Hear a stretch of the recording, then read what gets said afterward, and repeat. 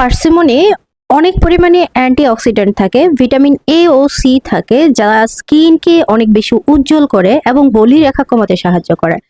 তো যাই হোক, এই ফলটা হচ্ছে বাংলাদেশে প্রায় সবাই হচ্ছে খেয়েছে, কিন্তু আমি একমাত্র বাদে। তো আমি আজকে হচ্ছে হসপিটালে গিয়েছিলাম। তো আসার সময় হচ্ছে আমি একটা ফলই নিয়ে আসি, বেশি নিয়ে আসিনি কারণ আমার কাছে অ্যামাউন্টও ছিল না।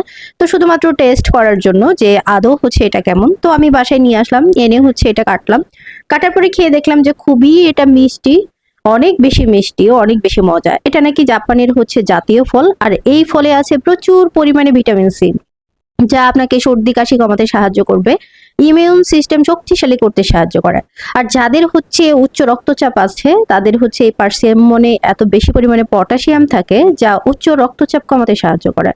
আর এটা হচ্ছে যাদের কোষ্ঠকাঠিন্যের হচ্ছে প্রবলেম আছে, এটা হচ্ছে হজম করতে মানে ভালো, খুব ভালো কাজ করে। অ্যান্টিঅক্সিডেন্ট এবং ফাইবার থাকে, যা খারাপ যে কোলেস্টেরল থাকে সেগুলো কমাতে সাহায্য করে। আর যাদের বাই দ্য ওয়ে যাদের চোখের জ্যোতি কম, মানে ভিটামিন এ প্রচুর পরিমাণে থাকায় তাদের কিন্তু দৃষ্টিশক্তি অনেক বেশি হচ্ছে ভালো রাখতে সাহায্য করে।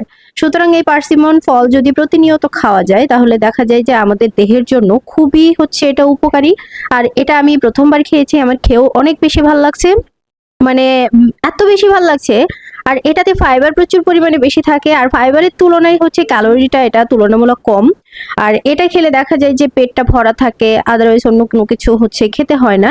তো এই দিকগুলার কথা ভেবে হচ্ছে জাপানিরা হয়তো বা এটাকে মানে জাতীয় ফল হিসেবে ঘোষণা করছে। এদিকে দেখো আমার কুটুটাকে এই ফলটা খেতে দিছি, আর ও কি বলে, ও দেখো কেমন লাগে, খায় দেখো তো।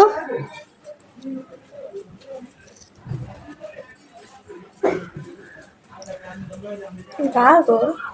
গাজর? এটা গাজরের মতো লাগলো? আর একটু খাও।